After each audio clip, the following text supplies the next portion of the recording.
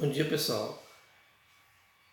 Meu sonho, era estar aí com vocês para a gente estar trabalhando as últimas revisões com relação ao programa do país. No entanto, tendo em vista a cirurgia que eu fiz semana passada, eu estou aqui de repouso e eu não poderia estar aí com vocês. Mas eu estou gravando esse áudiozinho aqui, esse videozinho aqui para dar um alô para vocês, Acredito que vocês vão ter sucesso nas provas do país da Unimontes, para o primeiro ano e segundo ano. São poucas questões inclusive já discutidas e trabalhadas ao longo deste ano. Com relação ao terceiro ano, também do mesmo jeito, Então, nós fizemos todos os debates ao longo desses 3 anos e eu acredito que será muito tranquilo, beleza? O professor Zé Gilson, o professor Beto, a professora Fernanda, o Thiago, todos eles da área de humanas, tranquilamente vão poder colaborar com vocês também em pontos e temas estratégicos que a gente trabalha dentro da sociologia no âmbito do primeiro, segundo e terceiro ano. Então isso é muito tranquilo. Então, com relação, vamos começar então a pontuar algumas questões para o dia de hoje, onde vocês têm está previsto esse plantão de sociologia para o segundo ano. Então eu vou começar a relacionar com vocês o que a Unimontes cobra com relação à questão do país e em seguida a gente vai estar discutindo e pontuando algumas questões importantes, tá? Depois eu vou deixar o nome do WhatsApp, se tiverem alguma dúvida, podem mandar para mim, ok? Então vamos lá, a gente vai dar uma passadinha aqui no roteiro com relação ao segundo ano, tá? É interessante observar que durante esse ano o conteúdo, o material nosso trabalhado enfoca praticamente todas as temáticas que vão cair no país. Mas vale a pena ressaltar o que? Primeiro, a abordagem que o país sempre dá para o programa focado na sociologia do século XX, que tem como seu principal, maior sociólogo do século XX é o sociólogo Max Weber, o clássico Max Weber. Então a gente vai lembrar que Max Weber, diferente do pensamento de Durkheim, do pensamento de Karl Marx, mas Max Weber ele viu uma realidade diferente, ou seja, uma Alemanha que tinha se unificado, uma Alemanha que passou por um processo de industrialização, de um desenvolvimento arrojado e da formação do Estado alemão unificado, forte. Então, as preocupações que Durkheim tinha com relação à ordem e desordem, Durkheim é muito preocupado em garantir que a França não caísse novamente em todas as revoluções que geraram uma desordem muito grande. Então, a sociologia durkheimiana é muito focada em pensar uma forma de organizar a sociedade, de socializar a sociedade, garantir que a sociedade tenha ordem, segurança. Essa é a forma da preocupação dele. Então, você vê que ele preocupa com a anomia, com os conflitos sociais, com a necessidade de um Estado ser extremamente regulatório, o Estado ser extremamente cumpridor do seu papel.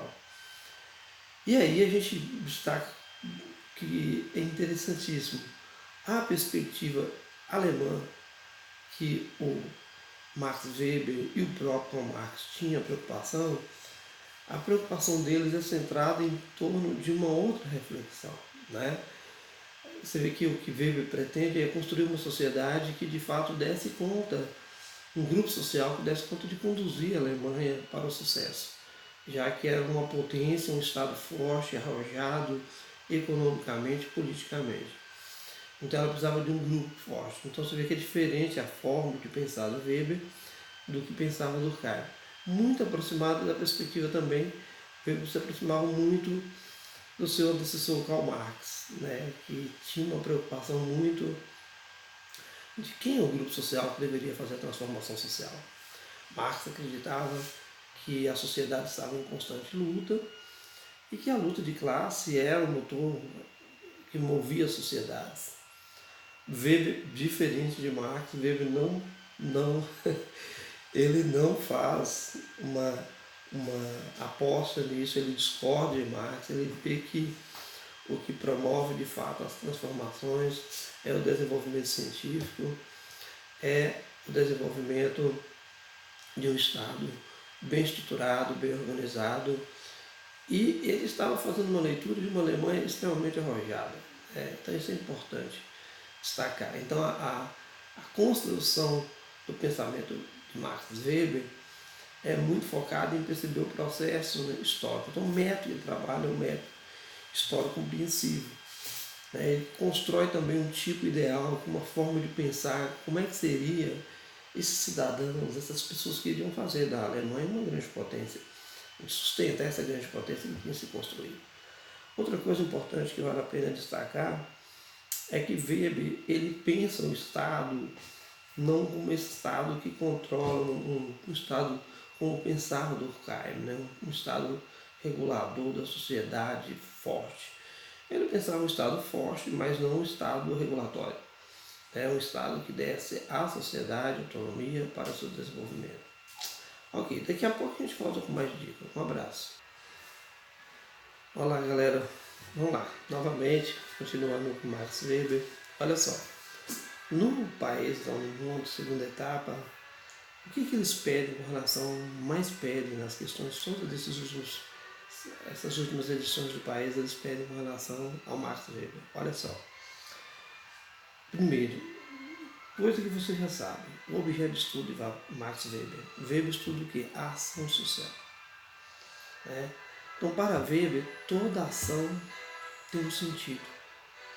E o que determina o sentido da ação são os valores que existem em cada sociedade. Então, o que ele vai fazer? Ele vai fazer uma tipologia da ação. Eu alenquei aqui, a gente pega quais são as tipologias da ação de Max Weber. Primeira, a ação tradicional. Como nós já vimos, é aquela ação determinada pelo costume, pela tradição, pelos aspectos arraigados na cultura de um povo. Segundo, é a ação afetiva. Então, para Weber, a ação afetiva está relacionada especialmente com o aspecto emotivo, com a parte do sentimento, com a parte ligada à questão da paixão mesmo. Você vê que futebol, ao drama que vivem as torcidas do Cruzeiro e do Atlético, com essa situação do risco de eminente corre o risco de rebaixamento, apesar que a gente sabe que isso não vai acontecer. Mas é uma coisa que não se calcula. A torcida do Flamengo viajou para assistir o jogo lá no Chile, então você vê que a ação afetiva ela foge um padrão de racionalidade, assim como a ação tradicional. Muito bem. A outra é a ação racional pautada em valores éticos e morais. Então, isso é muito forte na cultura alemã. Para Max Weber, é uma crença consciente que as pessoas têm em valores éticos, valores religiosos, que determina a ação do indivíduo. Nós já falamos muito isso.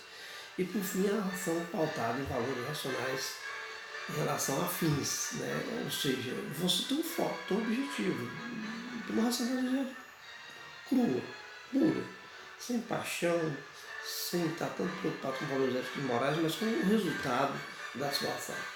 Beleza? Muito bem, então a gente passa para o próximo passo, aí vem uma das questões que é muito forte no pensamento de Max Weber, a tipologia da ação. Que, conforme nós acabamos de apontar para vocês. Então, na tipologia da ação, a questão do poder, que é uma das questões mais fortes dos trabalhos do Max Weber. Porque um determinado indivíduo, um conjunto de indivíduos detém a capacidade de dirigir a sociedade. Porque o Estado é dado o direito de estabelecer e aplicar leis e controlar os meios de controle social. Então, para Weber, o Estado é uma instituição que detém a capacidade de dominar a sociedade, porque são reconhecidos como legítimos pelos indivíduos. Então a gente observa que na tipologia, então a tipologia da dominação legítima, não esqueça, ele trabalha com 3 tipologias básicas. Dominação tradicional, isso cai muito para gente. Dominação carismática e dominação racional legal. Então vamos lá. A dominação tradicional, que oriunda-se da ação tradicional, refere à autoridade pessoal do governante investida pela força do costume. Tá? A dominação carismática é baseada no carisma, ou seja, na capacidade excepcional de liderança de alguém. E por fim, a dominação racional legal, que é baseada no direito que se liga a aspectos racionais técnicos da administração.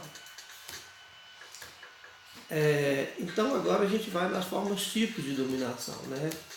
Na dominação tradicional, Weber então trabalha com o conceito de patrimonialismo. Né?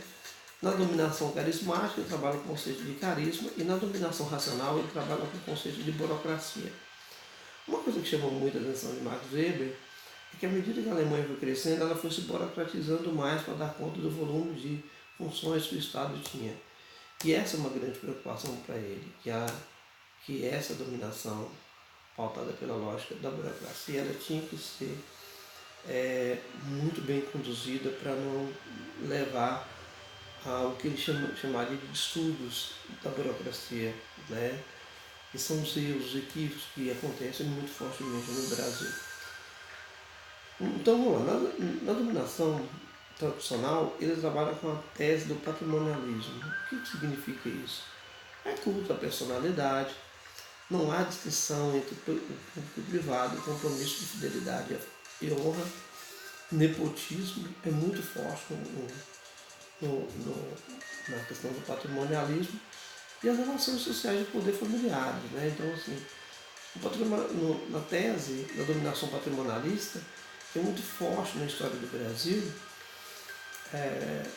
historicamente, né, são famílias tradicionais que controlam a política, que controlam a vida social das pessoas.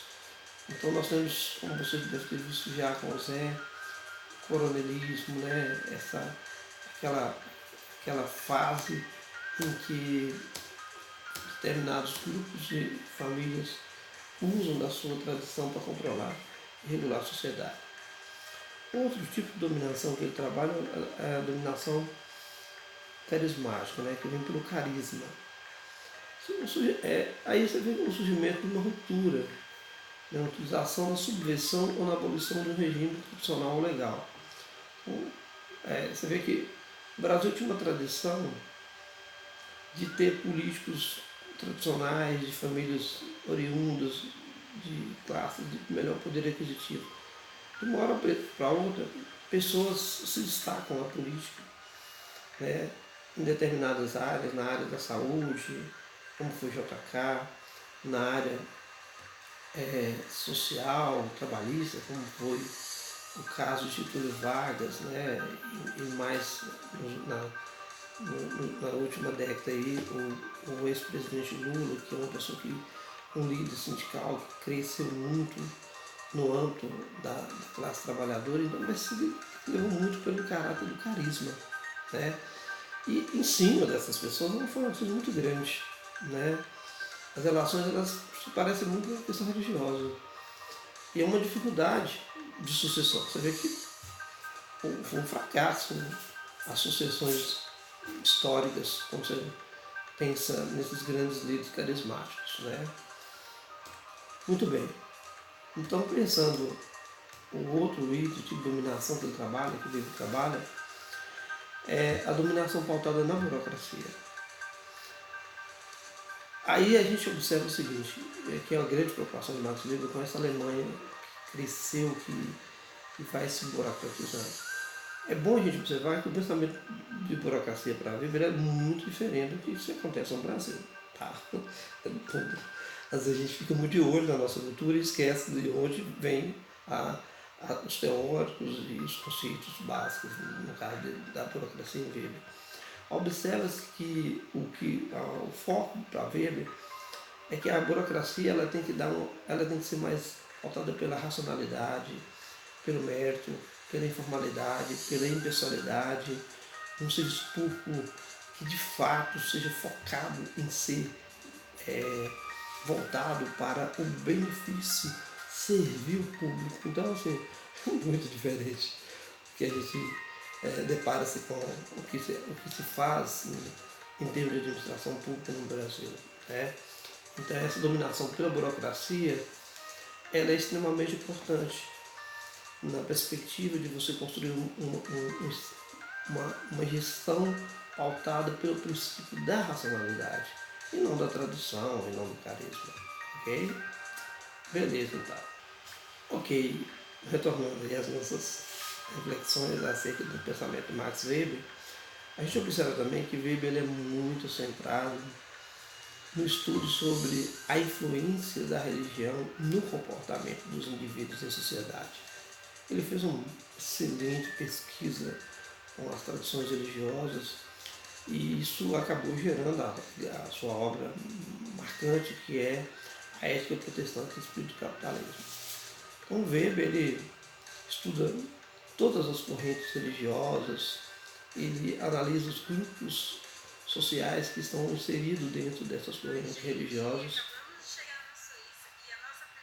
Então vamos lá, gente. Então Weber, ele, na perspectiva da religião, a sua abordagem sociológica, a contribuição da religião para a formação do pensamento, do comportamento das pessoas, ele destaca três grupos, né, que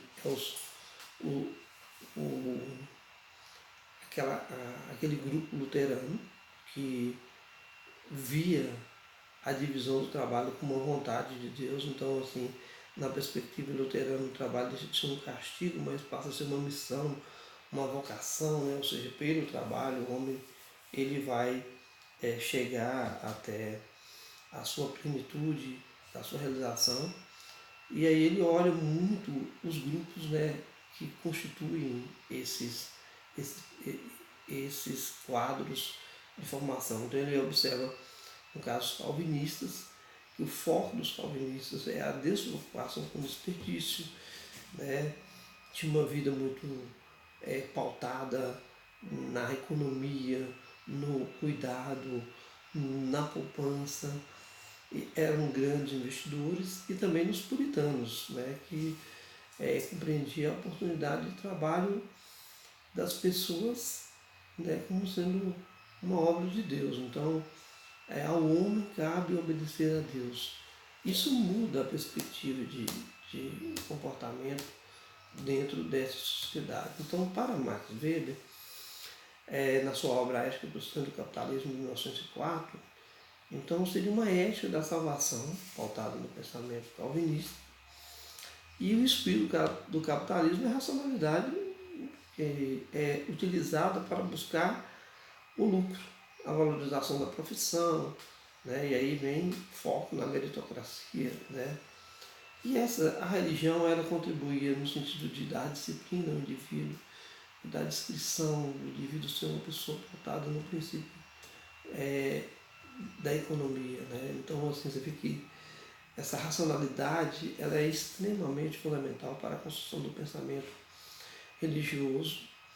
E então Weber observa que essa linha de raciocínio, de pensamento, ela acaba contribuindo para uma sociedade alemã pautada em princípios focados, né, na acumulação, na centralização e na mudança e na revolução tecnológica permanente. Né? Então, assim, com base em acúmulo de recursos, você consegue inovar e investir cada vez mais no conhecimento.